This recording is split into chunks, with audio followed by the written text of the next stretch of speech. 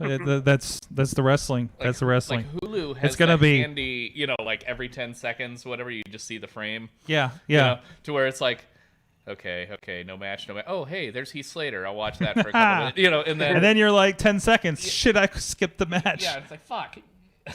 Does Hulu still do the 90-minute version? It is. I can't even. I mean, maybe that's better, but I don't know. There seemed to be. I don't know what was left out, but there was very little wrestling on the Hulu one, because there were a couple of women's matches. There was I think Andrade did something.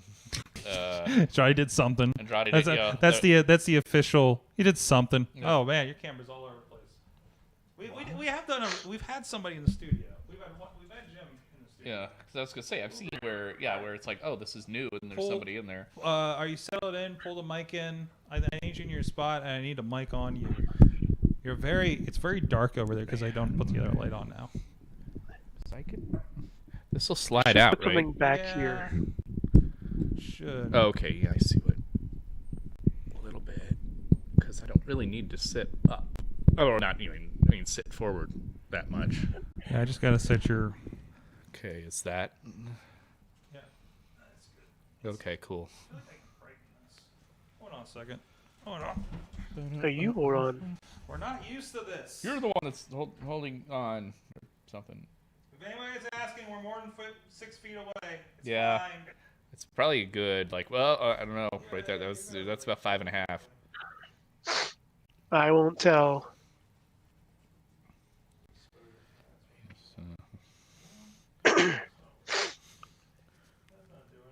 This doesn't hook onto the headset so well. Oh, there we go. Oh, you got a cool 25 frames a second. What? That's like cinematic quality. That's why you look so epic. Yeah. Reset mine. Maybe mine's the one that's out of whack. I think having another shot to compare to. Yeah. I was watching like a lot of World Class this week too. World Class Wrestling? Yeah. Wow. Because I'm doing a re-listen. You don't have to wear the mask. I know. I mean, I'm all the way over here. We have like a bunch of stuff between us. Yeah. It's fine. Yeah, I know. I think we're good. I think we're fitting on. I don't know. Depends on how you read the regulations, I guess. So. All right, a non-wrestling news. I just went to a weird Twitter news section. Yeah. Okay. Oh, you went into the dark Twitter, didn't you? Yeah. Gaming during the pandemic starting to feel like work. Okay. And it's a picture of an Animal Crossing villager staring at a computer, falling asleep. All right. So, can I share you a text that I received? Because I've been having some really wild texts, especially political ones. This is to me. This is to me. Oh, there's Matt. Oh, Matt, you're here. Hold on, Matt, you're here. just in time. This is the text that I received. Hi there. Are you live yet? Yeah, yes, we're live. It says, "Hi there, Carol." Hi, Carol. Oh, Carol. This is Katie with Stop Trump Pop. We need a national vote by mail system. President Obama is on board. Oh no, we got a kid. Turn off the politics. Uh-oh. I think they misspelled Congress. We need 100,000 signatures, and there's a link to a very suspicious-looking .org. I'm not clicking the link. Random numbers, random letters. Random numbers. I mean, it's consistent. It also and they sent an image as well. Could be Russian with .org. One of Trump's tweets. Yeah. And so Nice. I actually did have to respond to one of these a month ago. Yeah. Because they really wanted me to vote in the primaries in North Carolina. Huh. Yes. I can't remember which party it was for, but I was like, can't help you. Oh, there's the other one that wanted me to make sure I voted in the primaries in New York. So, Did you? No. Rizz, I got my Google timeline today, and it's very sad. It is. Yeah. Like, it's literally places in Pittsburgh, and that day I went out for the 2PW filming. Yeah. That's it. Yeah. That's it. Like, I still haven't left the state since March. And I was a mile away from the line this weekend. I was considered just driving over there to say I went to a different state. I haven't left Pittsburgh. I may have to quarantine if I come back from Ohio. I'm not sure yet. You haven't what? I haven't left Pittsburgh in 3 months. Yeah. I've noticed driving lately, I've been kind of, I mean, it sounds horrible, but just mentally checking out a lot as far as like just I'm driving just fine and getting to where, paying perfect attention. But it's like, I just realized there hasn't been anywhere in the last like 4 months where I've really had to like pay attention to where I'm going, like where I'm following directions or you know what I mean? Where it's like, it's just too easy. It's nowhere new. Yeah. It's nowhere new. There's no traffic anywhere. So the mind starts to wander. And it's just, there's nothing to concentrate on. I mean, I drive 3 blocks. Yeah. Up here. And I haven't even been eating out. So I haven't even been doing anything other than that. Yeah. So, and then there's Rob, who came down to us from his safe county to this not safe county. Yeah, this hellish no man's land. Welcome to our hellish no man's land, so you can get street tacos. It's lawless. Yeah. I mean, it was dangerous getting street tacos this time of night when there wasn't a pandemic. It's getting darker. Yeah. No, it's not because it's dark. I mean, it's you don't want the late day street meat. They kept it going. They kept it going? It looks like they'd been, well, like I said, the guy in front of me ordered like 20 different things. That meant you got fresh shit. So I was shit was moving. Yeah, there you go. You don't want the bottom. You don't want the after the day. Like they're scraping shit out of the corners. Yeah, scraping shit out of the corners stuff. Let me see what I can get off the reel. You're gonna have a rough night on the toilet. That's what's gonna happen there. That's. I mean, I love the taco stand, but also you gotta know the taco stand. Yeah. So, by the way, I got a new gadget. Check this guy out. What's that? This is how I'm switching the video now. Oh, I was gonna say this is a wireless. It looks like something from about 18 years ago. I know, right? It looks like something from it's like a BlackBerry. Plug into your Xbox controller. Right? Yeah. Right? So you can type. It's a full keyboard and trackpad. So, and all you got a little USB dongle. You throw that into a thing. Yeah. And there you go. You're good to go. I know. And it has left and right triggers on it, Rizz. Mm-hmm. Look at that. Look at that. Yeah. That means you can play video games. It's from some REIIE, so I'm sure that's some random Chinese equipment manufacturer of some sort. Where did you get that email from again? Wait, Carol?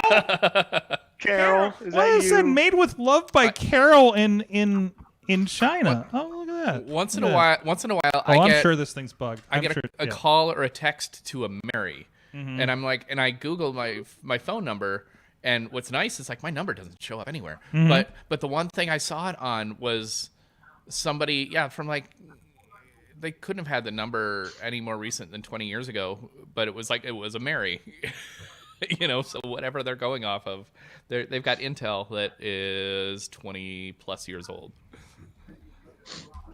Oh, sorry, I got iPhone tech support from our Apple Store friend. Because I mentioned it during the Awesome Cast offhand, and then I got something in my DM says, "Hey, by the way, that issue you've been having, yeah."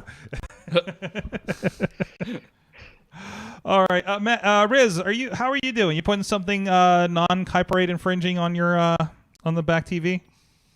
Yes. Oh, the dog is aware of something. Uh-oh. Oh, there he goes. The dog. Doggo. Podcast dog. This is like the good old days. The dog of the show. The dog of the show. You'll hear him every once in a while. I might have to slam on the mutes every once in a while. What's going on? Maybe Aaron's here. Hit your cough button, Wicket. Yeah, hit your dog cough button. He could use a cough button. Hey! Hold on a second. I can't do Iron Chef. Can't do Iron Chef. It's just him flipping through. Matt, are you still with us? Oh, hey. How you doing? Yeah. Oh, hey, Sword. I'm all right. I have to talk to you about Thursday night. Okay. I want to know if if it's not workable for you, it's okay. I'll just do it by myself. But I would like to push back Thursday night's podcasting session to Friday night. And as I said, if you don't want to be part of that, that's fine. I'll just jump on the Facebook group and I'll do it myself, because Jen and I and the family, we are escaping the state. We're fleeing. Okay. And we're going up to New York to see to combine our tiny bubble with the Buffalo Cousins tiny bubble, and we're gonna hang out for a few days. Okay. I mean, even if you want to just skip it for the week, you can take a week off. Well, maybe what we'll do is we'll record something while we're up there, and then maybe there you go. Later for everyone to There enjoy. you go. Maybe I'll put some of this newfangled, free video editing software that I found for my poor laptop. My poor laptop can barely run it. Oh god, mine's about dead when it comes to hey, that. Nick has been coming in here on Monday nights and using the old MacBook and iMovie, and he's been putting together some killer highlights for Fight Underground. So it's open. Yeah. I'm just saying, it's open. I could use a buddy. I could use friends. Yeah. Yeah. I mean, it's tough to get out of the house sometimes. It's very productive getting the just having something on my laptop, though. I am almost done cutting up some of that DeFazio stuff from this final county council meeting. It's almost done. Yeah. How many months ago was that? It was back in January. Jeez. Before everything went to crap. Hey. Come here. Back in the good old days. Sorg, yes, I want to ask you. Yes. Do I have permission? Uh-oh. What is that? The hell am I looking at? Is that Connor? Yep. Oh, it's the network. Hey! It's the independent or IndieWrestling.us Twitch page. Yay! That's perfect. And then you can just I'll just put that on. Cut it out, dude. Wicked. Oh, jeez. Come here, let me pet you. Maybe you'll shut up. Yeah. We're just gonna have to pay attention to him. But the decisions that didn't mix well tonight, having the dog and some stranger that you haven't seen for several months. Oh. There it goes. Oh. All right, let me pull up my the Facebook page. God, I hope we've been live on there. I was playing catch up. I had to check the Monday night show real quick before I came and joined the chat, just so I wanted to make sure there were no running jokes that I wasn't gonna miss. But I was shocked to find out that Trent's mom Sue driving them to the ring, that joke went over Mad Mike's head. Mm-hmm. Hold on, you want to address that? Because I mean, we should definitely talk about Fyter Fest versus Great American Bash. Let's do that. I just wanted to say that sometimes I worry about. Let's do it. I do too. I'm like, are we arguing about this? All right. We got kids. We got dogs. This will be a clean show, I'm sure. Hello. Hey, you want to do the show intro for us? Okay, just get you off the cord. There you go. Put it in your ear. That's how it works. Oh my. Is he okay? Hello. All right, Mason. Say welcome to the Wrestling Mayhem Show. Hi. Tell them. That's not. Announce like you're getting ready to do the main event. The following contest is do that whole bit. What is it? Do your main event announcement when you're doing the ring announcer announcing the main event. Following contest is your main event. Do that whole bit. Yeah. I like how you do that. This is your main event of the evening. Mm-hmm. All right. I'm glad I did it for you. With TV time remaining. When he announces that, whenever he's playing with his wrestlers, you guys have to help me. I don't know where he got this from. What ring announcer does this bit where they go, the following contest is your main event of the evening? Who does that? Would that be Where fake? did he get that from? That sounds like Greg. I don't know. Is anybody recent, or is it like fake? You think? Pull that closer. That He's sounds more working like from a Greg. AEW, but that does not sound like a Justin Roberts thing. Do you think That's he not Justin. picked it up from Dasha? I don't know. Is it an indie thing? He got it from Dasha. I'm still thinking it's a JoJo. creepy Greg thing. Is it JoJo? Craig Hamilton. I don't know about Greg Hamilton. We got JoJo. Oh. Bro Hemoth on the screen, by the way, behind you. Yep. I like it. Oh, hey. All right, let's do a show. Let's try again. I hit record on everything. Here we go. It is the Wrestling Mayhem Show 722. Tuesdays, we've been talking about professionalized wrestling. I'm Mike Sorgatron on the Twitter here in the Sorgatron Media Compound in Pittsburgh, PA. Safe and sound from the COVIDs, we hope. So we got a crew with us. Mad Mike is gone on assignment in New York City, so he'll be returning. So if you want your Mad Mike-ness, you're going to have to tune into Monday Mayhem Warriors that we had this week. But we got a crew with us. We have the always solemn Rizz is with us. And always promoting the product sort. There you go. It is indiewrestling.us. Is that Matt Connor versus Brohemoth? I forgot that was a thing that happened. Versus Brohemoth. God, is that our first Rise show we did with them in 2018? Jeez. I think. Wow. But you know what? You sign up for indiewrestling.us and the Indie Wrestling Network, you get 7-day free trial. You're just reading the corner of the screen.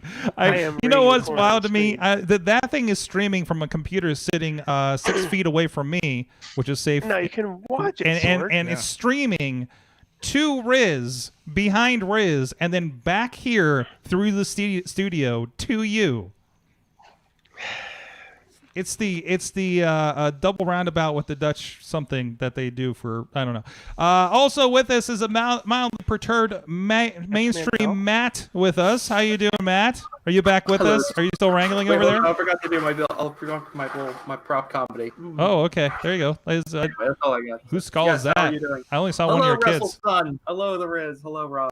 Hello, Wrestle Dad. That's right. Hey, Rob is here. Hey, I'm here. You're the first one in the studio for the Mayhem show in about 4 months. I certainly am. And I'm probably, well, I was gonna say they're definitely closer people, but I'm only a half hour away in Evans City anyway.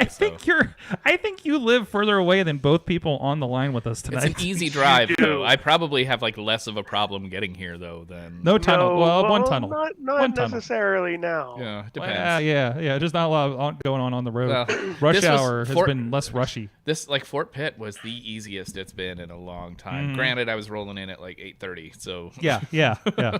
Yeah, it's crazy when it's not an obstacle course out there, right? But this is the Wrestling Mayhem show. We're going to have fun with you guys tonight. Of course, you guys are out there on Facebook land, the Twitter Periscope, the Twitch, the YouTube pages, wherever you may be viewing us. Please share the show, hit the like button, hit the favorite, hit the heart button. If you're joining us live and if you're joining us on the podcast later on, please hit a share, hit a review, and I'm going to turn that down. Host, please turn down your podcast. But you can also check out everything at WrestlingMayhemShow.com. You'll find this and other great podcasts like the Monday Mayhem Warriors. I'm still trying to rework that name, but I've kept it 2 weeks in a row. So, and also the Indie Mayhem Show had some good conversations over the last couple of weeks about the Speaking Out movement, and open for ideas for this week's episode. I actually don't have anything recorded since I have some more time Thursday nights now. Sorry. Who are you yelling at? I don't know. Someone that has a Thursday podcast, just let me know about it. Go check out everything over there, WrestlingMayhemShow.com. Hit us at that email address. Good times at WrestlingMayhemShow.com. We actually got an email. We got a Mad Mike mail, just like the good old days, for later in the show. Also, 412-206-WMS0. Tweet us at Mayhem Show. And, of course, please follow that Facebook page and group. A lot of great discussions going on there. A lot of great discussions happening about a lot of things going on in wrestling over on the Wrestling Mayhem Show group. Like I said, we're here every Tuesday. Please subscribe to us on your podcast provider, wherever that may be. There is also the Wrestling Mayhem Show super feed that includes this, the Monday Night Show, Indie Mayhem Show, and whatever random wrestling that may also happen. So please go check that out. And thank you to our Patreon supporters at patreon.com/Wrestling Mayhem Show. Our friends at the fan of the show level, Bo Diggity! Woo! Ed Burke, Bobby F. J. Town, Team Hammer Fist. Our friends at the Poppy Club level, Bradley Brothers, Dave Podner, Daniel Towery, and Tina Keys. At the Pizza Club, Hashtag butts for Bradley. There you go. Pizza Club, Doc Remedy, and Kyle Turner, and our friends at the manager level, OccupyProWrestling.com and Farnsworth Investments. Thank you, Farnsworth, for joining us on last week's show, and we got to see your very, very pink room.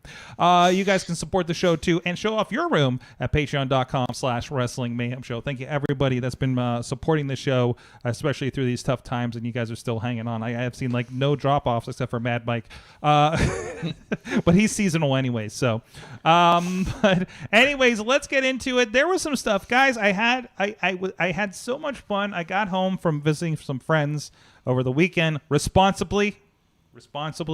And I had not watched NXT for the week, and I found myself on a Sunday night watching a Great American Bash with no commercials, and it was glorious. It felt like a real pay-per-view, even though it was NXT's show from Wednesday night. We did have the part 1 of the Great American Bash against Fyter Fest. And from what I understand, ratings-wise, NXT's been actually winning the last couple of weeks, which kind of surprises me. Mm-hmm.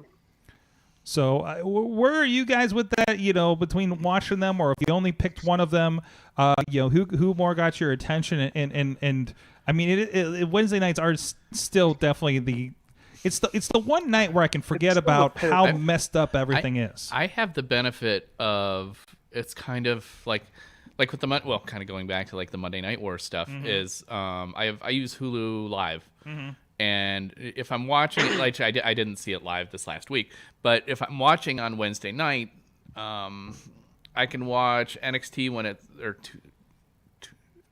Wednesday night.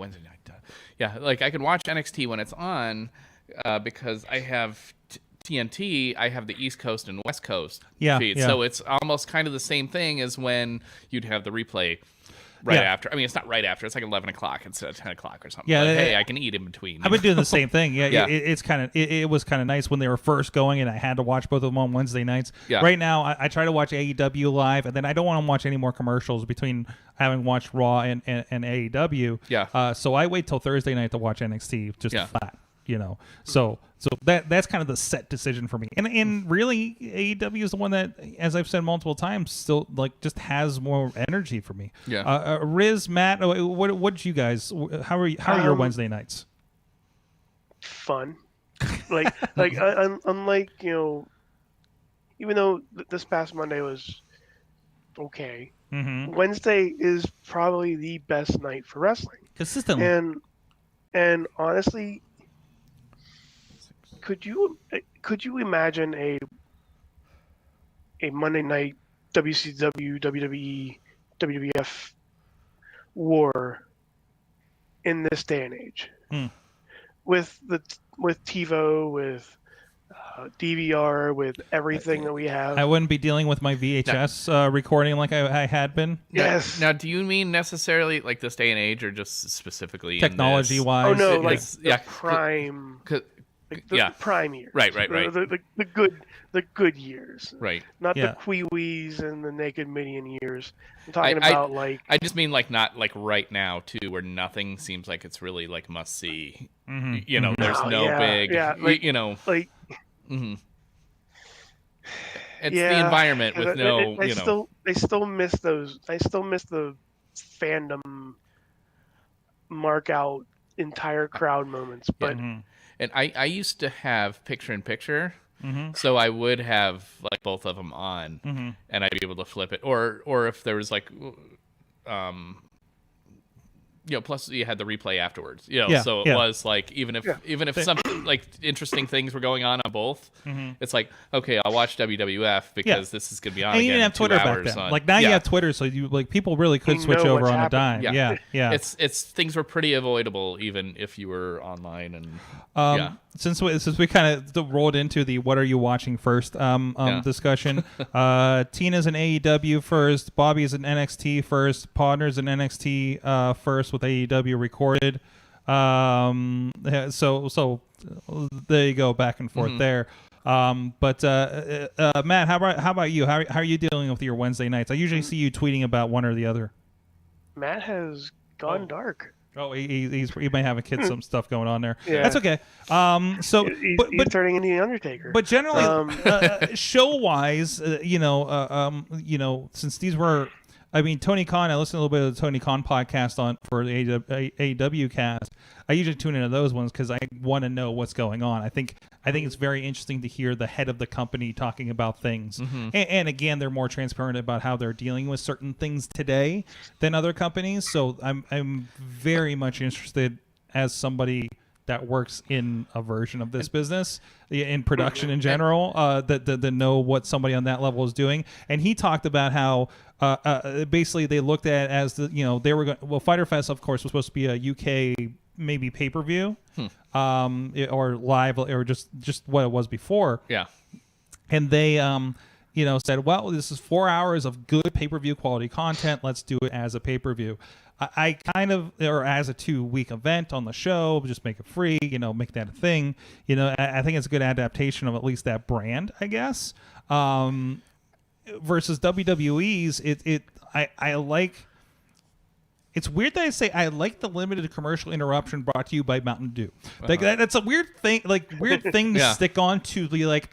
But it makes it feel like even though this is a thing on USA Network with commercials, which again I watched the non-commercial version. Yeah. But that was an hour 45, so it's like, wow, you really didn't get commercials with this thing, right? Yeah, it wasn't your normal. Yeah, you got 15 minutes versus a half an hour of commercials. Mm-hmm. Okay. Yeah, exactly. So limited commercial interruptions. Yeah. So and the matches weren't interrupted and stuff like that, and they really put that over. Versus the other side, they pushed their picture-in-picture stuff like they usually do with new contests and stuff that I know Matt had pointed out earlier in the day about the hashtags in prize packs. Yeah.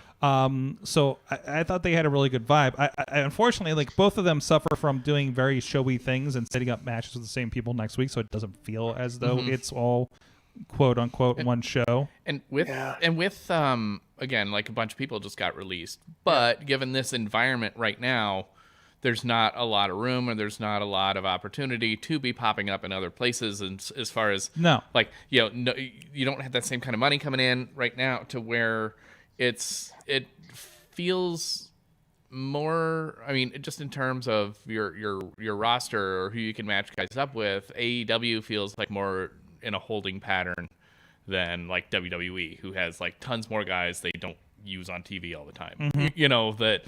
That they can switch in should guys get sick or be, all of a sudden, I don't feel comfortable being here because somebody in my family's got whatever, to where they've got more of I wouldn't even call them like reserve roster, but they've got more like deeper resources, I guess, to make for more unique, in every case, in both cases. Mm-hmm. I remember the first few weeks when it was like, who are these random guys from NXT that keep popping up in tag matches all week long? Mm-hmm. You had stuff like that, and now that I think people will have, for one way or another, settled into how things are, I think you're seeing, of course, more faces around WWE. Mm-hmm. AEW, like, you're seeing like Brian Pillman's popping up now down there, Brian Pillman Jr. and Ophidian and a lot of guys there.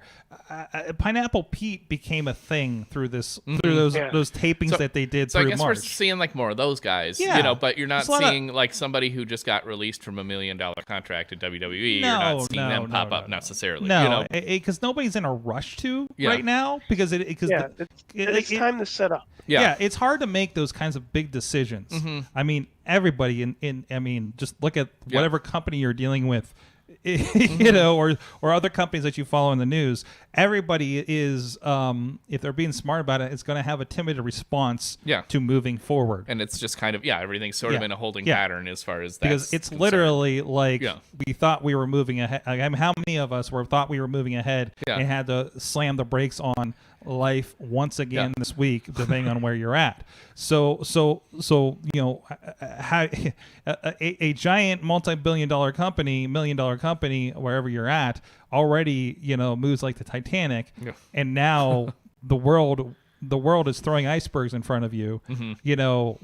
You got to do something about it, and you can only plot so far ahead. Mm-hmm. Because you have no idea what's coming down, because it's just so unpredictable right now. So, and Tina's pointing out what makes AEW unique as well is AEW Dark.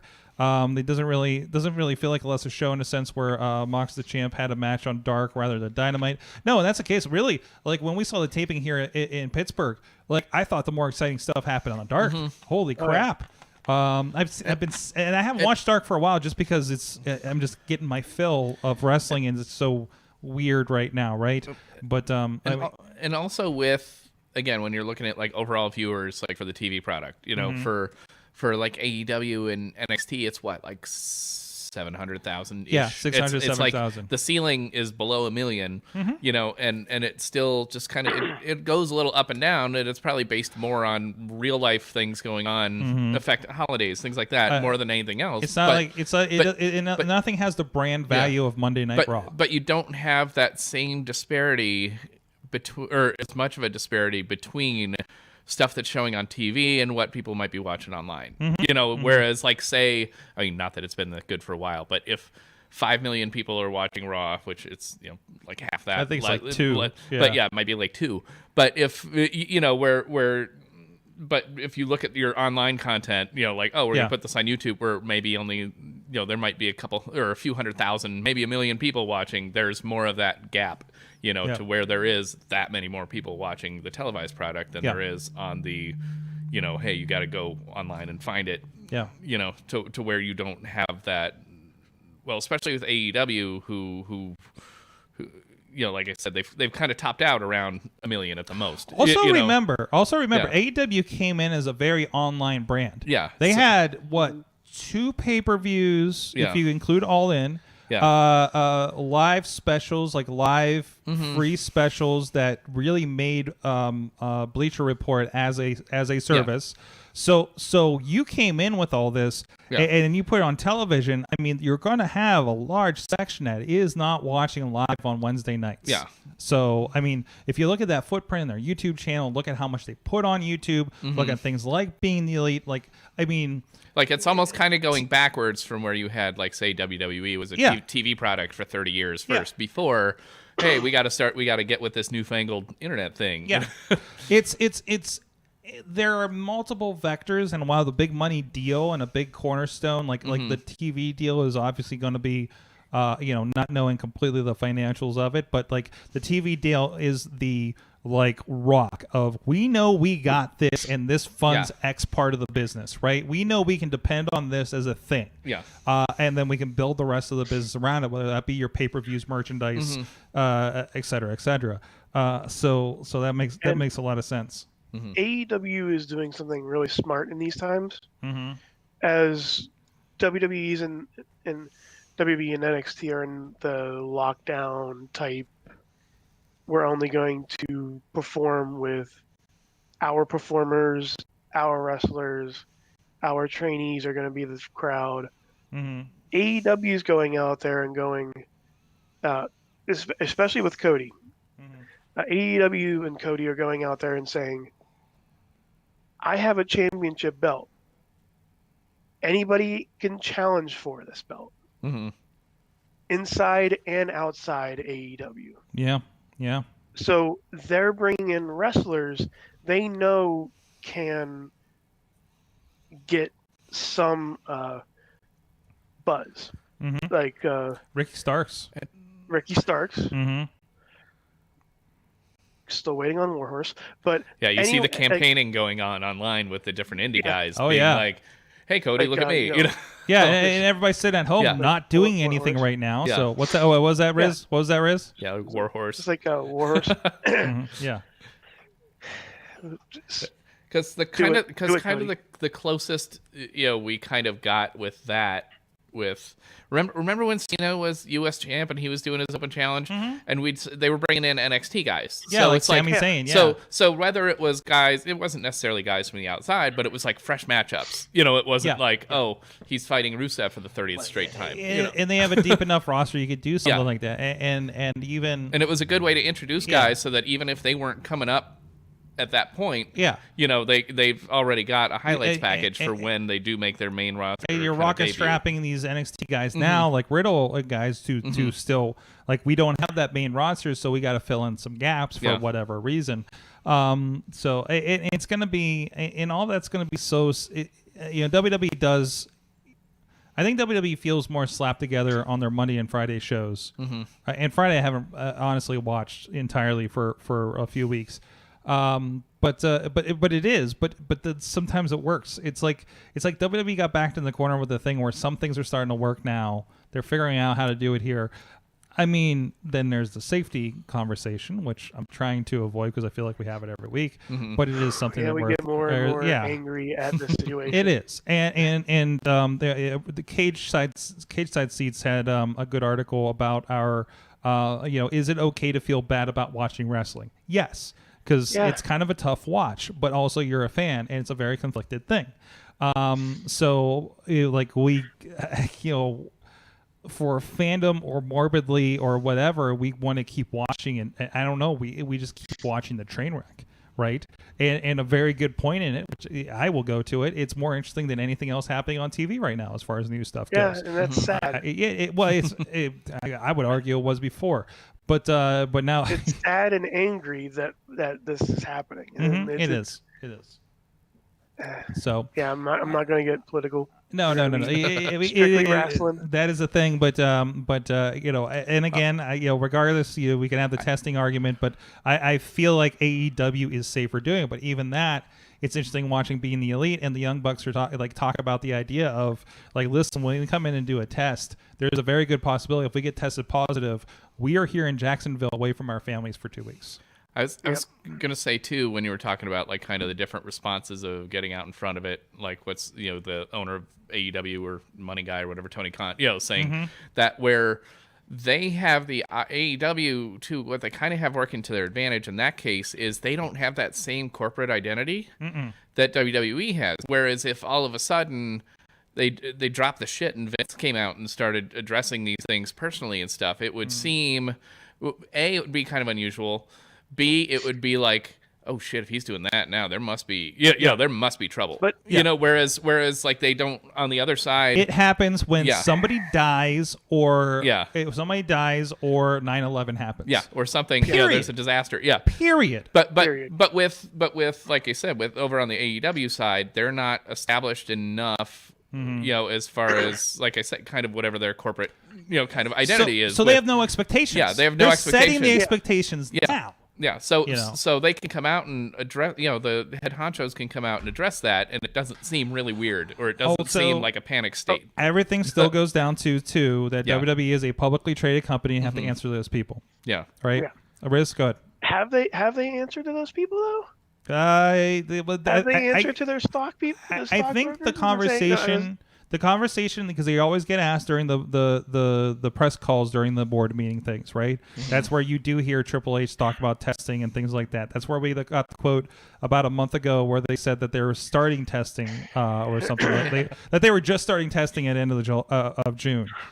So that is a part of that, but still, this is a company that's always an entire quarter past, end of June, versus anyways, go ahead. What I was going to say, and this goes back to Rob's point. Yeah. If Vince comes out and says something, anything, would you believe him? It's like he's cried wolf too many times. Yeah, believe him. Wait. What are you saying for him to come out and say that you want to believe? I don't know what your context is. I'm just saying, if he comes out and says anything about testing, about what they're doing, are you saying how good this is? Okay. So you think this is like the wellness policy kind of thing that you're just like, no, they're going to do what they want to do. Yeah. He's gonna come out as and. Even if he doesn't want to come out as Vince McMahon, is he Mr. McMahon or is he Vince going to McMahon? be Mr. McMahon? Yeah. Well, we had a conversation last night. Mike had a problem with Taz dropped that line about we don't run a sloppy shop here, addressing Moxley being quarantined for 2 weeks and pushing back the title match. But in the next vein, called him a coward. So I am not as strict on this, but Mike's making the argument about, well, now you just mixed your messaging when this is a very serious thing and we already have problems with mixed messaging. I don't think the line should be taken with as much weight as calling you a coward for not coming in because of the testing and everything like that. I don't think it works in that context. But it is worth a conversation. Mm-hmm. Go ahead. I mean, look how quickly it turned when we all assumed Roman took the same route as Sammy and doesn't want to appear because they don't want to get in danger. I am still unbelievably shocked to see Kevin Owens on screen this week, and I don't know if this was taped before his message about his wife's grandfather dying of COVID. And dealing with that, or it was his father-in-law, or something. Yeah, it was like grandfather-in-law. Yeah. And that impassioned video that he put out for people to wear your damn mask, etc. And to see him on show was really, really surprising to me. But again, these may have been pre-tapes before that. I think they're even more. It did give us an amazing shot of Kevin Owens, though. Mm-hmm. Like, going back to wrestling, it did give us that weird shot of Kevin Owens hearing Rey Mysterio say he's going to literally take someone's eye out of his socket. Oh, we're gonna hold on to that. We're gonna talk about the eye thing later here in the show. But in the meantime, since Rizz already did my commercial for me, IndieWrestling.us, there's a lot of good stuff going on there. Indie Wrestling US Network. IndieWrestling.network. Rizz is watching the free Twitch feed over there. It's kind of like WWE Network, that if you have a bunch of free stuff and you don't get to pick what you get to watch, we put that out for you for free on the Twitch. But if you want to have that back catalog at your fingertips, you go over to IndieWrestling.network and you can comb through that for 7 days free for new subscribers. $5.99. It's cheap. It's easy. It's other jokes I'll just step aside from. But go check it out. A lot of great stuff over there. Rise of the Nerd, Women with Waffles, Breakfast of Champions, where we had 3 area champions on there. Back catalogs for things like Rise Wrestling with a Y, like Premier Championship Wrestling, like the entire run of Prospect Pro Wrestling, live shows at least. And of course, not just there, we have a lot of stuff going on working with our friends at Prospect Pro Wrestling and over at Fight Underground. New matches, all of them filmed in June safely. Yes, go ahead. I saw the latest one pop up. Yes. Of Warhorse and Good Guys. Good Guys. And if you go check out that match, there's a little bit of a surprise at the end, isn't there, Rizz? I didn't watch the entire thing. Damn it, Rizz! I saw it when it was coming in. Rizz, you're gonna have to go rewatch it to figure out what the surprise is. But I'm going to, because to be honest with you, yes, from being getting a little sidetracked, being a Pittsburgh fan for 30+ years, Fight Underground's putting on amazing content, especially at this time. And they're bringing in guys, mixing in talent from the past to fight the future, the present, and it's amazing how it works. Tell me more, Rizz. Tell me more. Tell me more. Tell me more. Tell me more. Tell me more. Not that you don't have 2 of the videographers that worked on that project. Not that we're blushing over here, but tell me more about what you like about Fight Underground. Sorg, those 3 words, tell me more, have haunted me for the past few years. Because of RJ and Dalton? Yeah. But yeah, it's an interesting concept that I think a lot of people in the Pittsburgh area are going to enjoy. Good. And you can find that on IndieWrestling.us. I really want, because there was a good clip that I know I shared in the Slack with you guys, but I really want Arthur MacArthur on this show in some capacity for us to just, I don't know. I wish Lunchbox was still around on the show to interact with Arthur MacArthur. I need to send him some clips. He's this very old school carny strongman kind of thing, and it's what was the clip that I shared was something about like I see people look at me like a deli sandwich or something. It was fantastic. But anyways, he's one of those great guys from I believe he's in the AIW circle over there, and wrestling is very not happening in the Ohio area. So yeah, because we did those. What was it? I forget the letters. UXWA that we did last fall. They're not around, and I finally recall all of the letters. Yeah. So what's up? What's up, Razor Sharp and the crew up there? I see your tweets. Hope you're doing well out there. I'll give you a shout out. Yeah, because it was like it was kind of the the I want to say the trainees, but it was like a lot of that AIW circle of people, and it was really cool to see those. Yeah, and then they were mixing it up with like the one show I was at. It was like a bunch of Chikara guys. So that was cool. Good line of Chikaras. A few of the Ants were up there. Yeah. Boomer Hatfield, I think, was at one against Dr. Dan. So no, really good crew there. So, but. What's that? When did I become a pink lady with the tell? Tell me more. What? Oh, yeah. Oh, tell me more. Tell me more. Agrees. Okay. Yeah. Okay. Got you. Yeah. Oh, I did watch Hamilton this weekend, so I feel very cultured. So it's good. It's good. King George was in the studio once, Now I finally got to see him in character. So after somebody yelled at me for not telling them that the Hamilton cast member was in the studio. But anyway, so back to wrestling. Where were we? I had a transition, then we started talking about indies a little bit more. We really kind of laid into that last week, so I don't want to get into that necessarily. Let's see. I got. Oh no, I don't want to talk about Eye for an Eye yet. No.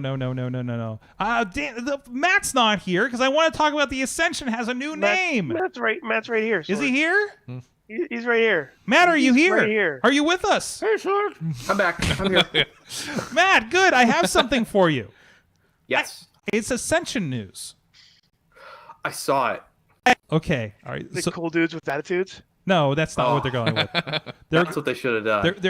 They were going as FKA on things they were announced for, which of course is formerly known as, if you've seen a former WWE person on a wrestling poster. But apparently they're going with, where is it? The Awakening. Matt Harlins, are you down with the Wasteland on the Awakening? Have they had a match on the Indies yet? I don't think they have. No, they were supposed to. They had been kind of pre-announced by sometime this year by some promotions. I think I'd seen around here, saying, but nothing. Yeah, nothing was. It was. Yeah, I think it was scheduled to be. Was it Danhausen, Gangrel, and I forget who else. What? I think Effie. What? Gangrel, Effie, and Danhausen versus Warhorse and the Ascension. My God, who booked that? Danhausen and Warhorse. Yeah. It was going to be on Mania. Of course it would have been on Mania. That was going to be a Mania show. Oh my God. Jeez, the Mania that wasn't. Yeah. Between that, Effie's big gay party, whatever, and the sweatpants battle royal, and For the Culture. My God, there was so much good that was supposed to happen this year. Then we went another way. Yeah, that was also the Mania week that was supposed to give us Minoru Suzuki versus Orange Cassidy. Don't remind me. I love Rizz is just a picture of Eddie Only and Derek Direction for some reason. Yeah. Oh, it is Derek. Yeah. He's sneaking up on you. So, damn it. So SummerSlam weekend, huh? So SummerSlam. No. Oh God, there's not even going to be any that's not going to happen either, is it? Yeah. No. Oh, that reminds me too when we were talking about the AEW and NXT shows, like again, like any of these pay-per-views or takeovers or whatever.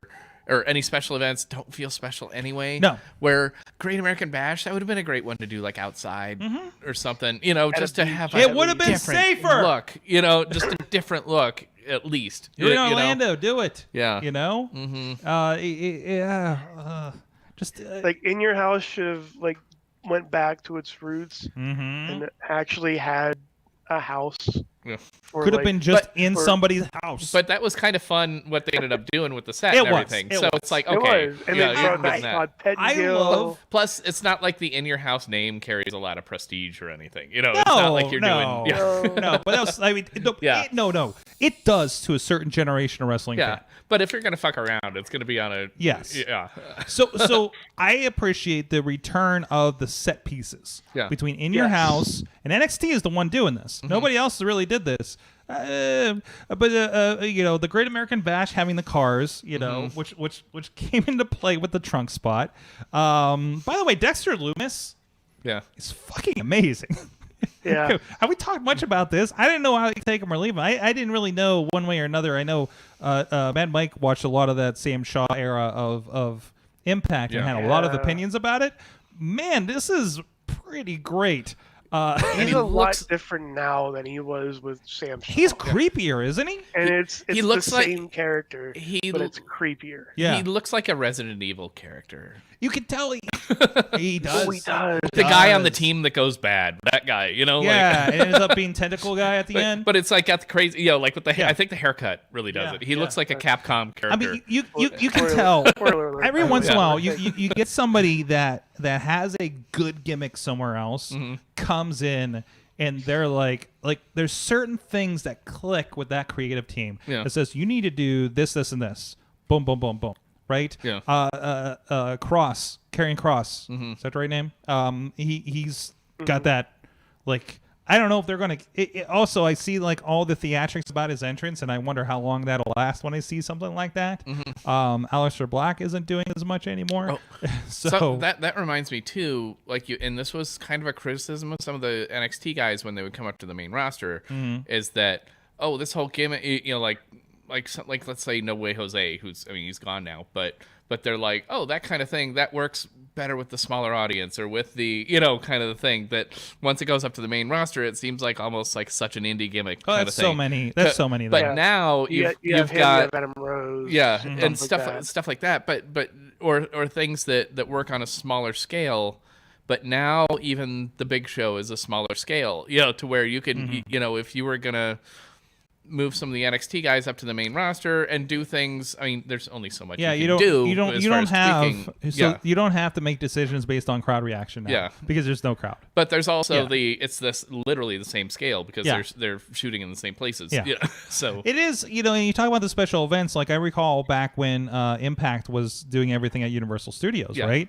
And you think about like, well, we're going to have a pay-per-view, and it's going to be here with the Universal Studios crowd. It's the same it's just like, okay. But then they would go guy that looks like Feel Bad in the front row. It's the same show every time. Where I never played the Impact video game, and I'm sure it didn't have these features quite yet, but could you imagine like the select an arena feature on an Impact game? Wait, because I have it. My imaginary friend Billy Ruxpin. But I mean, you've got like the Impact Zone, you've got like the Asylum. Yeah, it's literally like different stuff on the TVs, right? Yeah. Well, hopefully there's the Asylum in it. I haven't gotten that far to unlock it. So, but you had the occasional, they go to England, and whatever. The O2 Arena. We're like, this is much bigger. Oh, okay. Jeez. Thank you, Impact, for existing. Let's see. Twice. No, King George was in the studio once for a thing, and he liked my Donatello. We bonded over Ninja Turtles. So yeah, it was I don't know if that footage ever got out there. I actually emailed them recently. It was with the Red Fred project. It's helping kids like with illnesses, like the kids are writing books and they go illustrate them using some of the characters they have, and that helps fund their stuff. So it was a really cool project that somebody came in and had a couple people. We had him, and we had he's the lead in Mindhunter too, so which films here in town. Oh, okay. And then we had another guy that was also on that, and he's played multiple things, usually serial killers, including Professor Pig on Gotham. So that was pretty cool. Right where Rob's sitting, right over there. Well, he said he was the lead. He did not spit on the couch, I will have you know. Yeah. Now that I saw Hamilton, I get that reference. Well, and you said he was the lead in Mindhunter. It's like, okay, I know, even if I don't know the guy. He's the Mindhunter. I've met him, and I didn't even know who you were talking about. So, well, he came in here, and Missy's just working back, in her spot in the back here. Yeah. And she starts texting me. It's like, that's the guy from the rival school on Glee. Yeah. I'm just like, oh, here we go. And the guy sent me like the list of stuff these guys have been on, and I just no-sold it because I'm just like, yeah, this is like, because to the entire thing, it's like, this guy's never coming in here. Yeah. When you said rival school, that made me think of the video game Rival Schools. No, that would have made Glee a lot more interesting. Glee Club on Glee. Okay, yeah. Hence the Hamilton connection. Because that would have made Glee a lot more interesting for me. Also, if Professor Pig was in it. Yeah. But anyways, Glee was actually pretty fantastic. But okay, we're going into Glee territory, so we definitely need to get off this subject and move on. Pizza is a good thing. Let's go with that. Guys, I want to give a shout out to our friends Slice on Broadway here in the Pittsburgh area. If you're in town here, I see a lot of people out of town in the chat room, of course. But if you're around, please go check out our good friends, feeding the guests on this show. Beachview, Carnegie, East End, PNC Park. I'm glad to have somebody in the studio that can actually eat some pizza, although he may have tried street tacos. Pizza's good. I like pizza.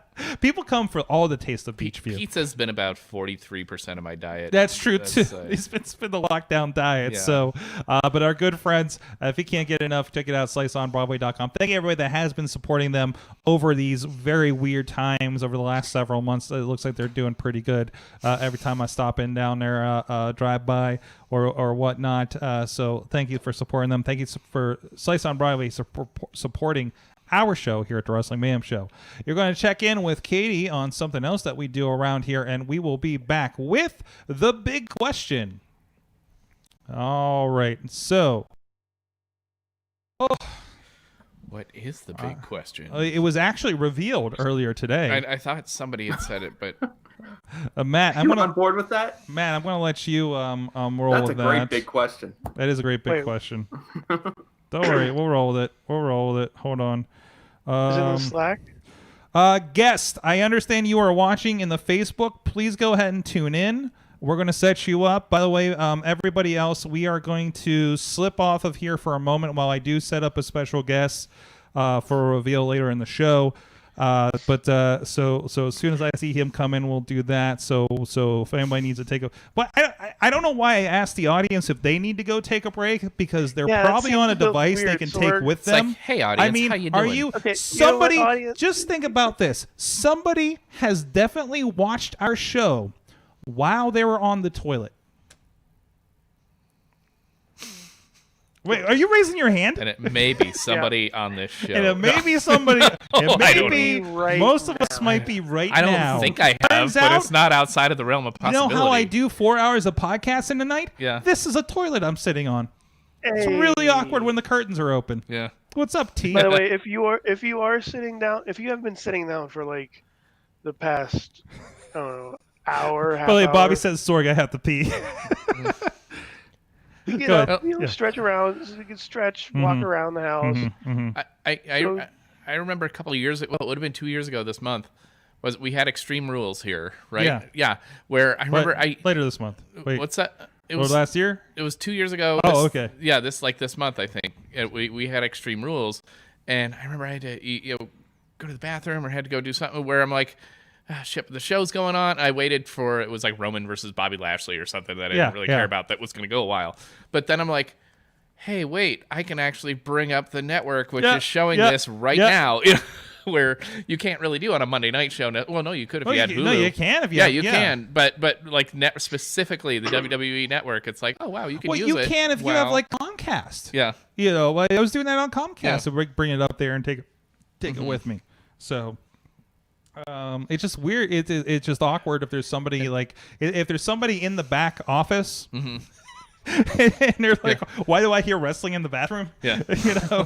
It becomes we get the very real topics here on the show. I'm glad you guys could join us for this. and that reminds me too of when like my family used to go to the Indy 500 every year, and auto racing is boring as shit when you're in there in person, because it's like zoom, zoom, zoom, zoom. And the thing would be to know that anything was going on, you still had to have like a radio or headset, where it's like, even though I'm watching this, I need to listen to it to get that commentary or whatever of what the hell's going on in this race. Yeah. All right. Okay. We'll be right back, guys. I got to check in on something.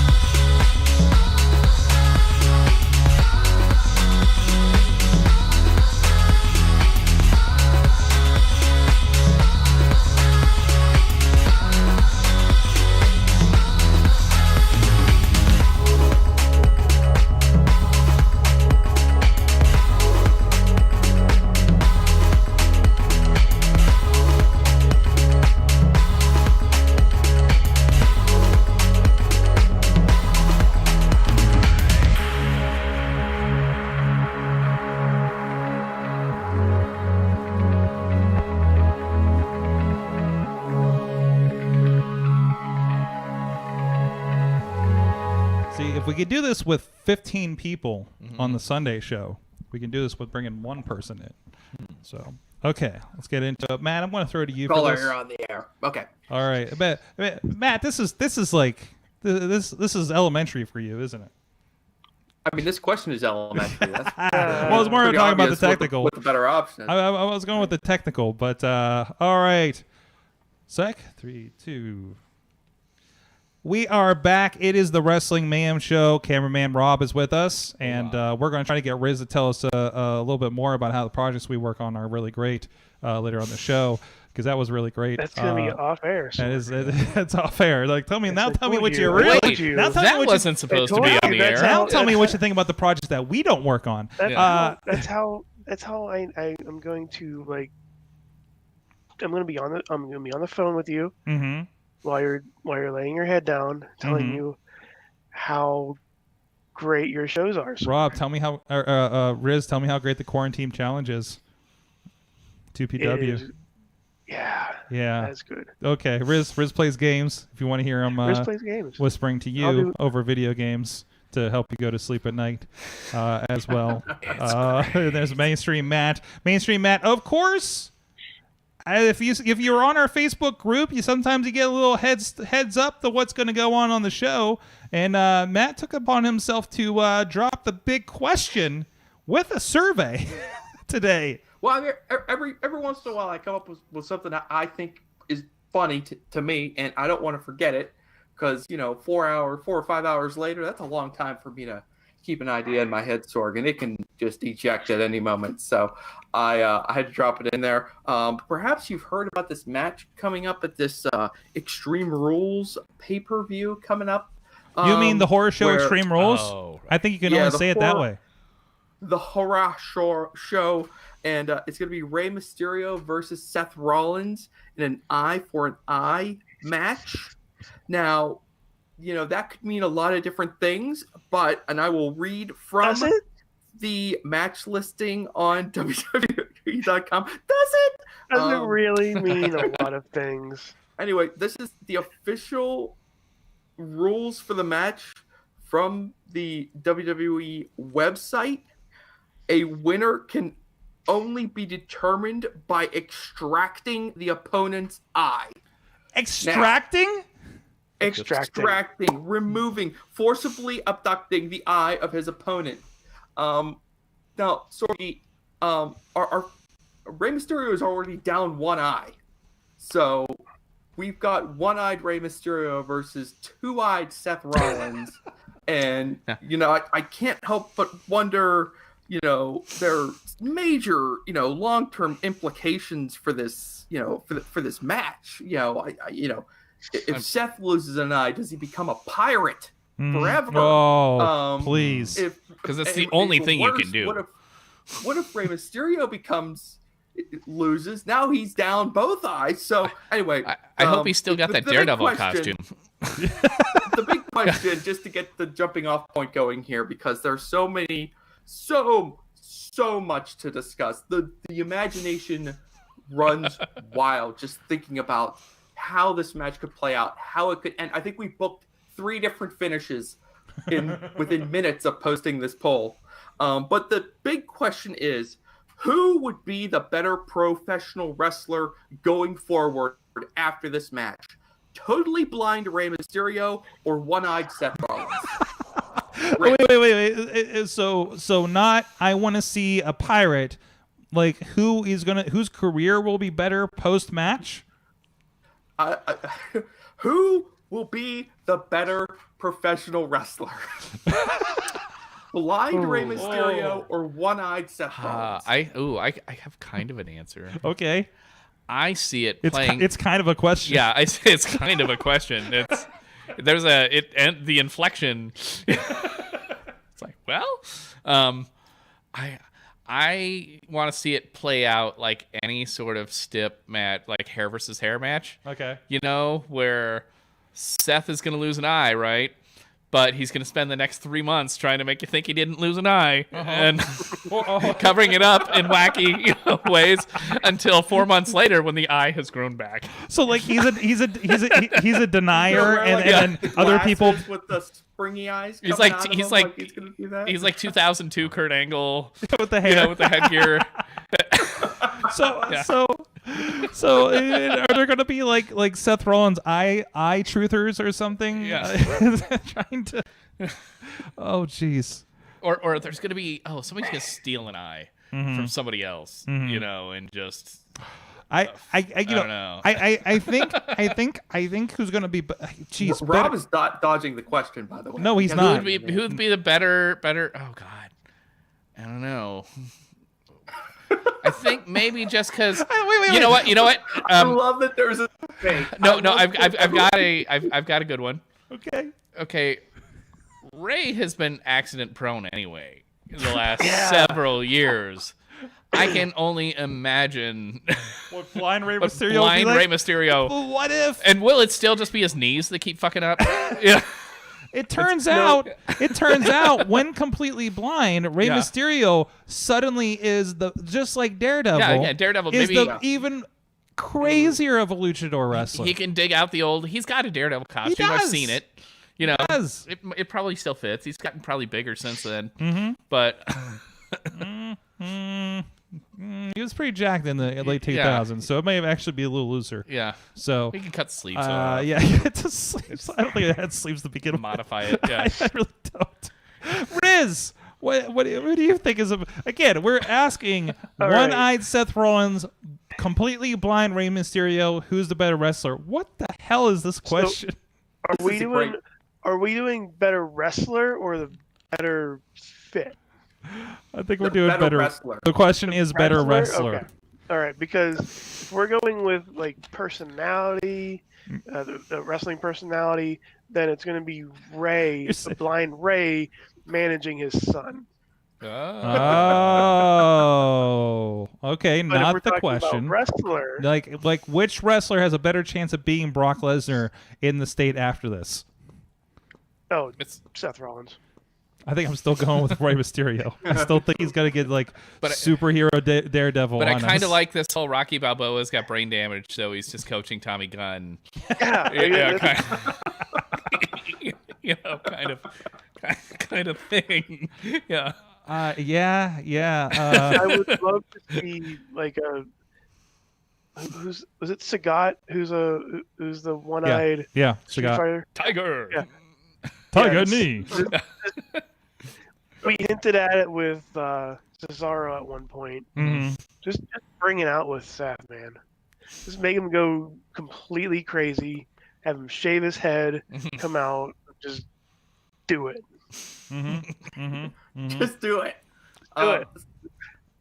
Sorg, if you're wondering, my answer obviously is totally blind Rey Mysterio.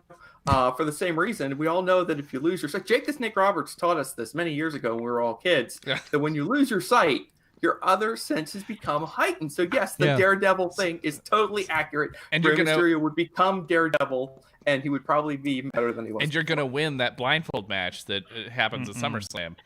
That blindfold match is coming. As somebody who has been assaulted by an Italian man in a blindfold during a wrestling match, no. Love you, Mambo. Explain to them how the blindfold matches are supposed to work. In case you're wondering, in the Facebook group, in the poll, 9 votes for totally blind Rey Mysterio, 5 votes for One-Eyed Seth Rollins. So and then what was my totally blind Rey Mysterio is the answer. Yeah. And then what was my comment in the thread? What? Hold on. I'll see. You did have a good one. Yeah, I don't have your. Yeah, where is it? Yeah, where is your comment? I just see Matt and referee Sean Patrick talking about sentence structure. I had I'm sorry about that. I had WWE Films presents See No Evil 3. Oh, it was in the other thread. God, yeah. It was in the other thread. Yeah.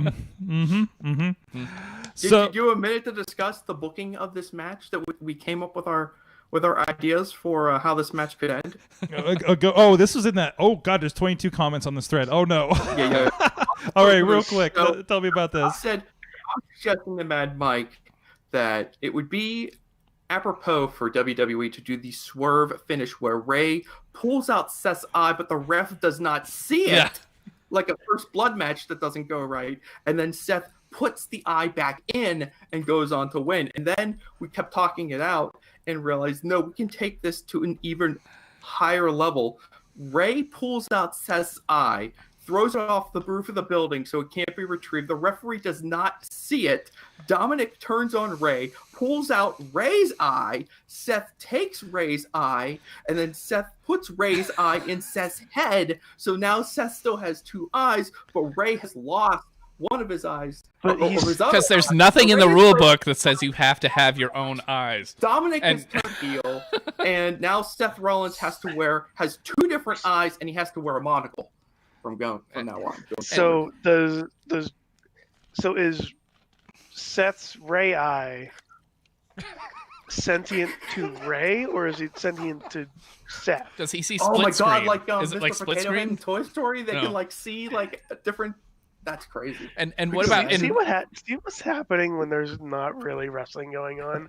And I just thought of something too. You know why the ref didn't see any of this? Because the ref doesn't have any eyes. Because Seth went to get Rey or whatever, and then the ref's in the way, and there go the ref's eyes. Wow. So everybody's just losing fucking eyes. All of a sudden, like becoming like losing an eye is like Ric Flair bleeding from the head. It's just you bump into anything. It's just the guy. You look at him hard enough, and then somebody's going to try us on the indie show when we come back from shutdowns, and it's just going to go bad. There's going to be a lot of blind indie wrestlers out there. I remember Corey Graves doing that. Yeah. What's that? Say Corey Graves doing that? Yeah. From the chat, Bobby. One last thing, okay, from the comments on this story. Yes. Chad the Shad came in with, "This would be the true I Quit match." Damn it! Damn it! Bobby, so good. Bobby F. J Town from the chat says rebrand Seth Rollins as Monday Night Missed Eye. That's a walk. That was a hike to get to that one. You kind of got to see the hyphens, I guess. Drop your laptop and walk away. You did it, buddy. Bobby, you can go pee now. Sorry, that was off air. Anyways, well, now that we've solved that problem, it is time for our assignment for the week, and everybody's been homeschooling for so long, and your lessons have been, of course, messaged in, and we've all been kind of working at our own pace and everything. But every once in a while, you do need to have the teacher come and check in on you. And we have arranged that, especially this week, with us. Professor, are you on the line? Professor. Uh-oh. Greetings, class. Uh-oh. Welcome. Professor Jakob Edwinn is with us on the show. How you doing, sir? I'm doing great. My name is Professor Jakob Edwinn. This is now Edwinn's Lessons. I'm happy to see everybody here. We seem to be missing one. It was one I was specifically looking forward to meeting. Mad Mike is not on the show. He did leave. He's skipping. He did submit his homework. He better have a note. He does, wait for the note. We'll turn that in due time. Signed Mad Mike's mother. Miss Mad Mike, I think that's called. Miss Mad Mike. Yes. It's a family. Yeah, it's the family name. So of course we did have an assignment. And you introduced it last week, but if you could tell us again for the class, sir. Sure. Short review. It was Dean Ambrose versus Triple H at Road Block. I think a one and done pay-per-view, Road Block. Actually, technically a WWE Network exclusive or special event, something of a well-lit house show. For the WWE Championship leading up to Triple H's match with Roman Reigns at WrestleMania, and Dean Ambrose was heading into his match with Brock Lesnar at WrestleMania, I believe, all this year. This, of course, and this was leading up to this. Triple H won the Royal Rumble that was for the WWE Championship, and it came down to him and Dean. And this would now then lead to this singles match here at Road Block. What did everybody think? Well, it was long. Also, we need to apologize to Bradley, who apparently started watching the wrong Roadblock leading into this. So that match was not on that roadblock. The match was not on that Roadblock. Roadblock. Pay attention to the assignment that is given.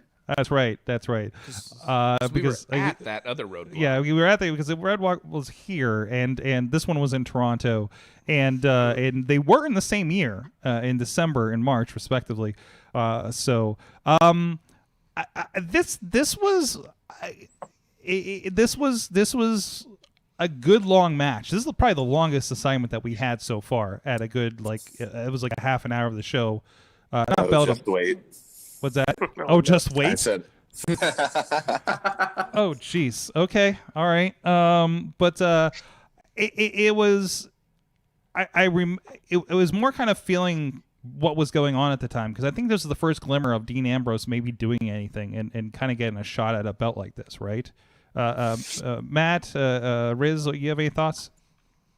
This is from my recollection, this was as hot as Dean Ambrose ever got in WWE. This was peak Ambrose, this period right between that Royal Rumble and when he had that match with Brock Lesnar at WrestleMania, which frankly didn't go the way people who like Dean Ambrose wanted it to go.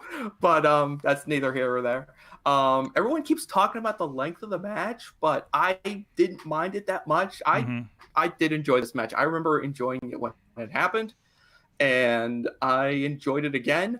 Full disclosure, I am a big fan of Moxley and Dean Ambrose, and I will also confess that I have come to terms with the fact that I'm also a fan of Triple H in certain situations, and this was one of them. So I did enjoy this match a lot. Mm-hmm. There are a couple of guys like currently in the business that can make Triple H work as hard as he did then. And for 20 odd minutes against Dean Ambrose, that was just there. I mean, that was it. That was for a glorified house show. They put on a show on that show. Period. Mm-hmm. And I remember. Now, I did have the. Sorry, Rob. Oh, I was gonna say. I remember at the time too. It was 2-3 weeks after Mania, right? Before. Well, I mean, yeah, that's what I mean. Yeah, leading into it to where you were thinking it's like there's no way they're gonna let Ambrose get away with it, because this is just setting up. It's like a workout for Triple H to get leading into Mania, because he even when he run the Rumble, it was some bullshit. And Ambrose was like the lesser of the Shield guys at this point. But it made you actually believe that Ambrose could win it. Mm-hmm. And it's like, oh, are they gonna change it? The Santino effect. Yeah, or could it make Mania into a triple threat, or would you get straight up Dean versus Roman? Where it was very believable, as even though it was essentially like a throwaway. I mean, not throwaway, but like a warm up match for. Hey, it wasn't also on this card Bray Wyatt and Luke Harper against Brock Lesnar. Yeah. Yeah, looking at the rest of the card, I remember seeing it when it was on. But looking at the card now and not remembering any of it, you can look at it and go, okay, that I know who won that. I know who won that. Yeah. I know who. So I did enjoy a couple points of this match, or at least reflected on a couple points. I really liked how much offense Ambrose got, and they really kind of put over that he hey, this crazy guy has a plan, and really kind of threw Triple H off of his game, no pun intended. And also the very strange, almost dusty finish thing where he got the finish and the pin, but his own legs were under the rope and it got called off. And I remember that being kind of fishy at the time, and you don't see that too often. Did you guys have takes on that? It's just the one of these unfortunate parts of Dean Ambrose in WWE was this like slipping on the banana peel kind of thing that they would do with him from time to time, where he would be his own undoing. So whether he was, trying to attack Bray Wyatt with a television set, and the television set explodes in his face, or in this situation where where he has Triple H beaten and he puts his own feet under the bottom rope, it just kind of was this, it stunk, but it was pretty shocking at the time. I did not even remember that part of the match happening, where he got the visual pin, and I was like, what the hell is going on here? And that crowd went nuts for that. So, all right. So we do have the submitted homework, Professor. I'm gonna read this to you, and if you give grades, you get half credit. He gets half credit for this. Yeah. So after this, I'd like to give my own thoughts on things too. Absolutely, because I know you had some on this that you expressed, and then I want to get your take on this too. So, greetings, Mayhemers. And if you guys, this is a throwback, guys. It's the guy that's appalled that 1 week he hadn't come in is the week that we finally see some balls on Professor Jakob Edwinn is mad goddamn Mike. Okay, so after a couple weeks of pretty decent assignments, this motherfucking professor. Shit. That's two. All right. Which I think it's going to be less than half credit. Which I'm still waiting to see an actual degree. Okay. Gives us what I like to call the Triple H half-hour match trademark. There's a little TM. He actually did the subscript. Now, your enjoyment of the Triple H half-hour match trademark depends on a couple of things. First off is the opponent. In this case, it's Dino Machino. Dean is fine in this match, but he isn't really allowed to showcase himself until at least 20 minutes into the match. This brings to my second point. These matches are always at least 12 minutes too long.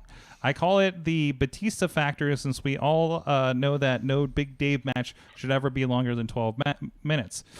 I disagree with that. The final factor is the false finish, all caps. Because unless it's WrestleMania, Trips never loses a Triple H half-hour match trademark.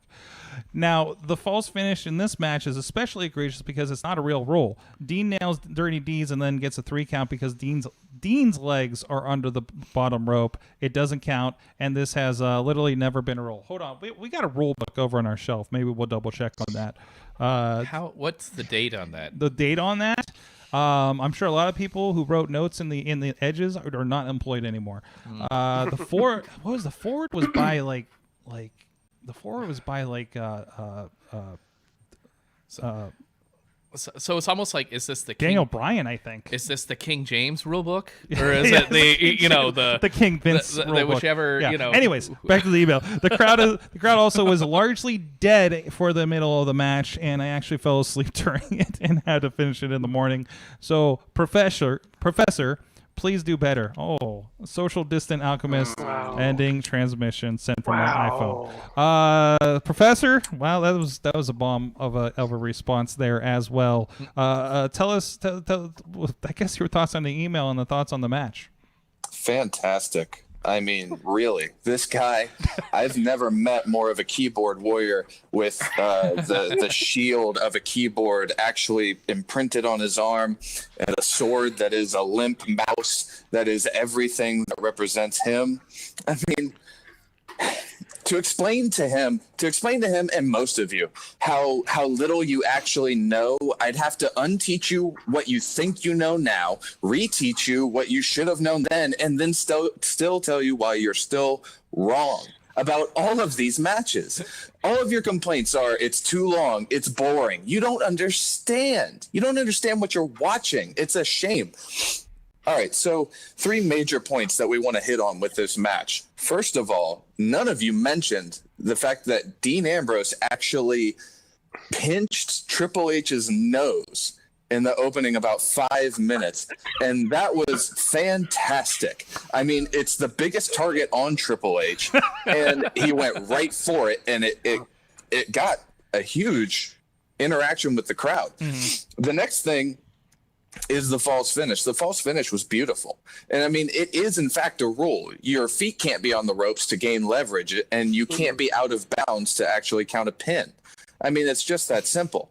Anytime that, I've obviously never broken a rule, but anytime I see someone put their feet up on the ropes, the count stops because they're using it for leverage. So if you put your feet out of bounds, it's also a rule. That's always been the case. It's the case in collegiate wrestling and Greco-Roman and MMA. I mean, it's the case in every. You can't hold on to the cage in mixed martial arts, so you can't have your feet under the ropes. And it was so beautiful because it was just one mistake that Dean made. It was just one mistake. He made one mistake, and then he makes his next mistake by this is Dean's biggest problem, and now Jon Moxley, for those of you who don't know, Dean's biggest problem is throwing caution to the wind and trying to throw his body into peril to try and win. And it didn't work out for him because he elbow drops Triple H through the table on the outside, and well executed, and it was done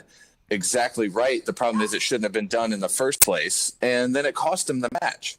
Right after that, that is where the crowd arguably was right at their peak. You had Dirty Deeds, and that might be the peak. If not, then the elbow drop through a table, because the crowd will always react when someone goes through a table, much, kind of like lemmings. You can kind of guess exactly what they're going to do. And then right after that, Triple H hits the pedigree.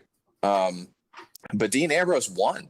He won at one point. He pinned Triple H with his finishing maneuver, and that makes Dean.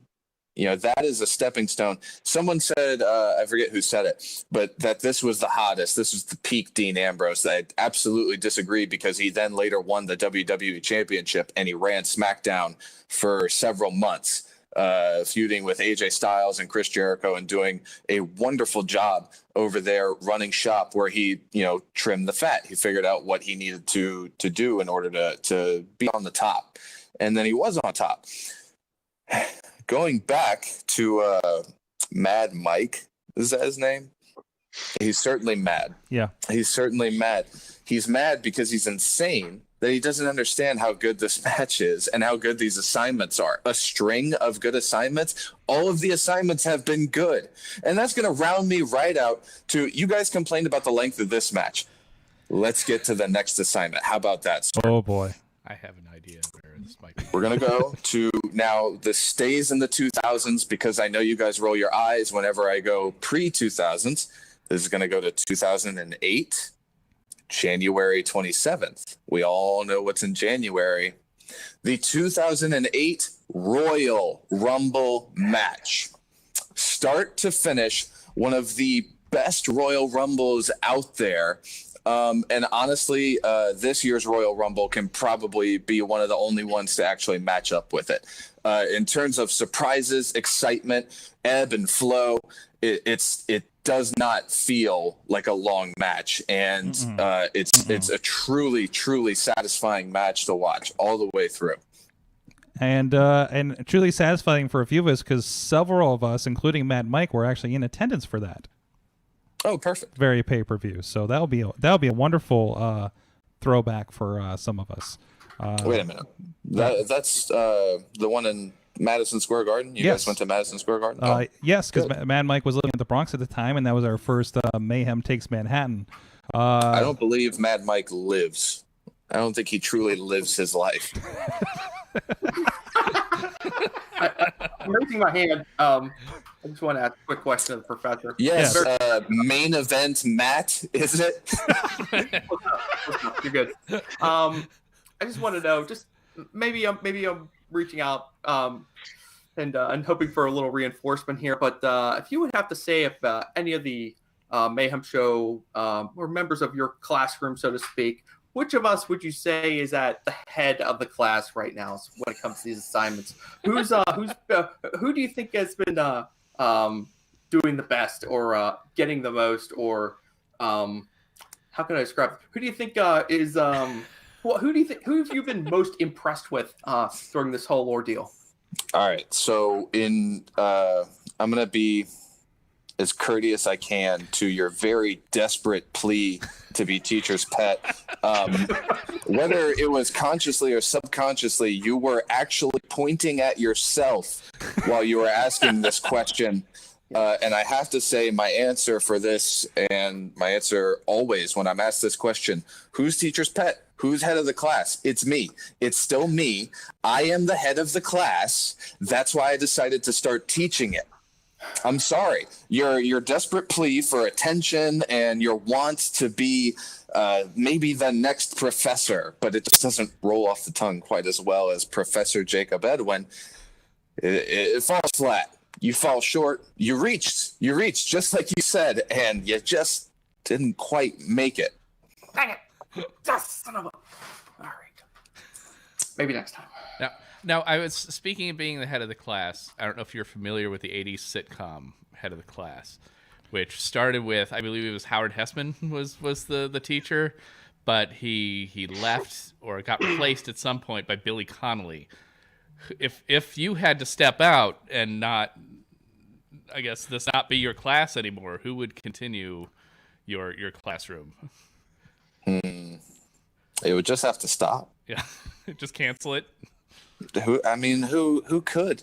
Yeah. I mean, unless you actually get Billy Connolly in here. I think it'd be an interesting get. You could try. Well, we've gotten weirder before, Yeah. so I mean, that's like replacing Mr. Feeney. Like, Thank you. can't. That might be the best compliment I've ever gotten. fantastic. That's your next. That's your next T-shirt. Better than Mr. Feeney. I've recently been studying other past wrestling professors, and come across quite a few. Really? Yeah. Dean Douglas. There's Tanaka. Yes, Dean Douglas. Yes, that's the guy. That's the deep cut that I did. Dean Douglas. Christ, get original. Come on. He didn't get tenure. No, he did. No, he didn't. No. If there was a wrestling community college, He'd have flunked out of that one too. Yeah. Wow. Well, Professor. Rizzo. Oh, good. Rizzo, right? I'll go with that. I've been called worse. What is it? Rizzo? What is it? It's just Rizz. Rizz? Mm-hmm. Your new name is Rizzo the Rat. Yeah. Like the Yeah, Muppets? that's one of my favorites. Sounds good. That's one of my favorite Muppets. Okay, at least it's one of your favorites. It's good. It's good. It's good. I'll take the favorite. That's good. He's had You're worse. not my favorite. Rizzo the Rat is one of my favorites. Professor, again, if people want to support higher education and continuing education, you of course have a pro wrestling shop. I sure do. I'm not stripping for your benefit. I'm stripping for mine. As are most strippers, honestly. Direct your attention. This is the Professor Jakob Edwinn t-shirt. It has stuff on the back for if you buy at live shows. However, if you buy online, you do not get a back. ProWrestlingTees.com/Jakob Edwinn. JAKOBEDWINN. There's that. There is also my t-shirt for the faculty, which is my tag team with my tag team partner, Coach Michael Osborne. And then there's an old school shirt, actually of his as well, on that store. We'll be uploading more, and we'll be updating the faculty t-shirt very shortly. There's just a slight alteration we're gonna make. But yes, thank you, Sorge. Thank you all for having me on. Thank you for actually attending class, unlike Mad Mike, who I think he's gonna try and turn this into something it isn't. He thinks this is going to be a heated rivalry. I can already feel it. I can already feel the type he is. But I can tell you this is not going to be Hogan and Andre. This is not going to be The Rock and Stone Cold. This is, speaking of The Rock, this is going to be more like The Rock versus Hurricane Helms. He's going to try and make his name off of my back and off of my coattails, and it's just not going to happen. Mad Mike is mad. He's never lived, and he's out of his mind. There you go. Well, thank you, Jacob. Thank you, Professor, for joining us here. If you'd like, we're going to go into, as we usually end the show, with what we learned from wrestling this week. If you'd like to contribute to that as well. No, I've learned everything. Okay. I'm going to go ahead and go. Very well. Thank you so much for joining us. So everybody including the chat room, to let us know, what have you learned from wrestling this week? Who wants to go first? Well, I'll tell you, Sorg. Mm-hmm. I think you just learned some things. But, I mean, not what you learned in the last 10 minutes. That was a lot. And believe me, my sucking up to this teacher has only just begun. he will pronounce me. He will one day pronounce me the valedictorian of this endeavor. So I will achieve head of the class status. Now that he's gone, yeah, I'm talking. That's right. He's gone. I'm talking. That's what's happening right here. I learned that incredibly, my brain can barely wrap its mind around this. Not everyone appreciates Trent's mom, Sue. She's not over with everyone. Yeah. There's at least one person she's not over with. Yeah. But she's over with me, Sorg. Yeah. With me as well. Yeah. So, and by the way, if you did watch Being the Elite, she briefly joined the Dark Order. Very briefly. Drinking the Kool-Aid. Drinking the Kool-Aid. Mom, stop drinking that Kool-Aid. Oh, that's why I don't bring my mom to pro wrestling shows. That's one of the reasons, for sure. Yeah. So, bad move.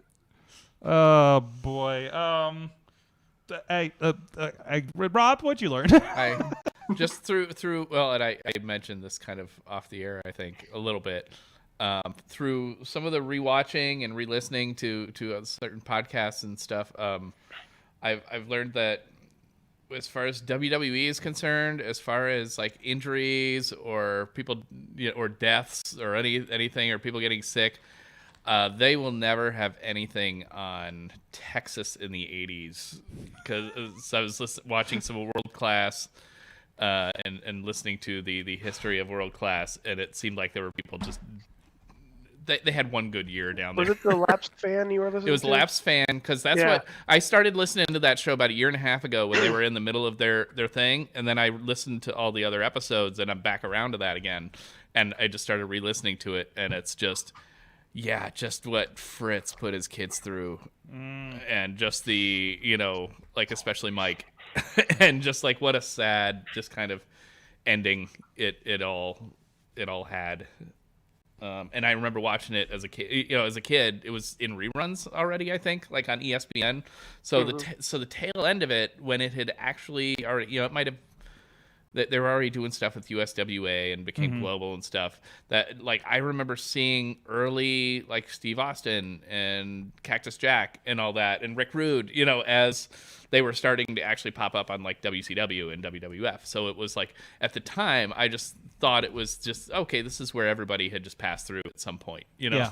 But then not knowing until like years later, having an idea of it, and then, getting the whole history, knowing that place was just dead already. It's just, it was where a lot of guys got their start, but their best days were like way, way, way, way, way, way behind them. So related to that, I want to give what I learned this week, because Joe Dombrowski on Twitter and on Facebook actually has been sharing just fantastic stuff, including like the interview with the driver of the Lex Express bus. But he puts out this tweet back on July 5th, and I did DM this to at least one independent promoter, because that's my thing, to send ideas to indie promoters to see what happens. Because just like, I'm gonna slide this in your DMs and let's see what happens when wrestling comes back. He says, which indie is going to bring back the Memphis Hospital Elimination Match? It's a 12-man tag team elimination match, 6-on-6, where the only way to be eliminated is if you start bleeding. That would have sounded crazy before we learned about the eye versus an eye match. This seems so quaint. It was it had Lawler. Some of these, I don't know all of these. Some of them are abbreviated. Lawler, Fabs, Boogie, Idol, Roughhouse versus Assassins, Ventura, Condrey, Landell, Norvell. The Fabs are probably the Freebirds, right? Yeah, it makes sense. Yeah. So there you go. I Go Pro is definitely on the side of the Lex Express. Look at that. So there is that. Hi. Rizz, what'd you learn? I learned that we are now getting into the realm of the people that we want to be on top finally getting some recognition from other wrestlers. We this past week we had Xavier Woods on the SVR 2008 GM mode. He specifically pointed out that Cesaro should be on everyone's top of the card. Period. And also a little like I really wish more people got on the Ever Rise bandwagon. On the what bandwagon?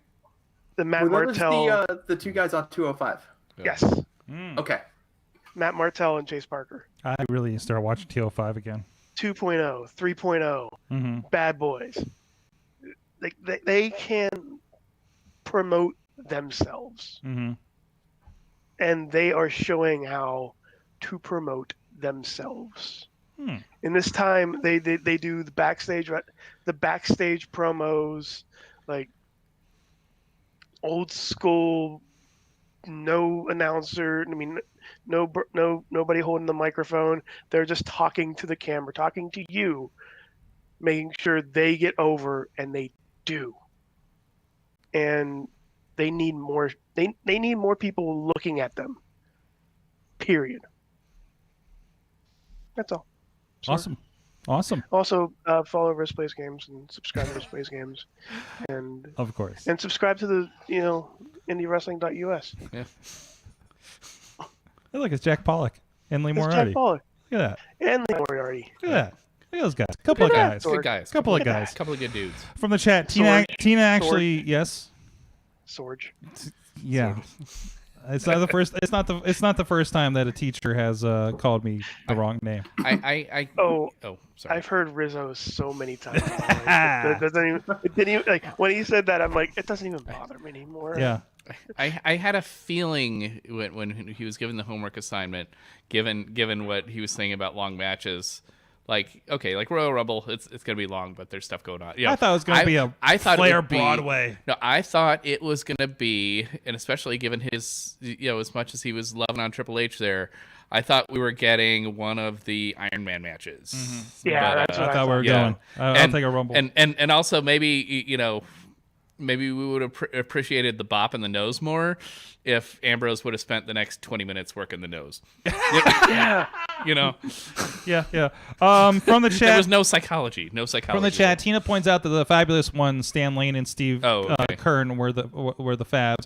Also, Tina says if Bray Wyatt, what she learned, if Bray Wyatt is not eaten by an alligator in the swamp fight, why the fuck are we even doing this match for? Right? Alex Miller. Battlegrounds? Battlegrounds. That's for the video game, right? Video game. And they have an announcement tomorrow, I think, too. So Alex Miller learned that Undertaker was a legit Hell's Angel. I didn't see this. I didn't see this come out. Bobby F. J-Town learned that he has a new favorite wrestler that just happened within the last segment. And also learned that there was there will have to be. It's Billy Connolly. There will Also learned there will have been 2 eye for an eye matches in 2020. Who was the other one? What? Oh, it's the Moxley and Santana. Yeah. But they did something. They put a little twist on it. They took each other's eyes out before they had the match. They didn't wait until they actually got them. Yeah. Like everybody had an eye patch. So like everybody, it's like everybody had the same. They said the same handicap in Street Fighter. Okay, that's everybody was Sagat. Yeah. There, we carried it through. Tiger! There we go. Well, thank you, Professor Jakob Edwinn, for joining us. Everybody enjoy your assignment. Mad Mike, I can't wait to hear Mad Mike's responses on Monday and the Monday Mayhem Warriors podcast that we do live on Facebook Live and the other social media platforms of the Wrestling Mayhem Show. Thank you, Mainstream Matt, for dropping in. Check out Listen to Your Parents podcast on the Sorgatron Media Master feed and on Facebook. Thank you. Rizz plays games as he already plugged himself. So yeah, I already plugged myself a lot. There you go. I'm doing it again too. Rizz plays games on Twitch. After he goes off air, he's going to continue plugging himself. Rob, cameraman Rob, as well. You can see him as much as I can do right now, Sword. You can see him ringside during the Fight Underground and the Prospect Pro Wrestling new matches that are still going to be going on for several weeks. So I think you were only in danger a couple of times there. It was. I think I might have been in more danger than you were. Well, at 2PW we were definitely in more danger. Oh, there was a lot of danger there. But with Fight Underground, it was pretty well contained. I don't think anybody wanted to really fall on a. I mean, somebody almost got hit by a car. Floor. I understand, but yeah, it was a very dirty floor. Yeah, it was. Yeah, it was. Keeping it clean and keeping it in the ring. Somebody went on the floor and they had white tights, and I'm just like, ooh, those aren't anymore. Yeah. So there you go. Thank you, everybody. Thank you so much for joining us. We'll see you guys next time. Mayhem out. Peace. Thank you, everybody, for joining us. It's past Rizz's bedtime. That was amazingly timely, actually. It was. Yeah. We were on top of things. Good job, everybody. Rizz, tell me more about how great we are. Sorgi, you want some gold? Yeah, we want some gold. What's up? Bringing the wife in here. All right, hold on a second. This is going to be exclusive for gold.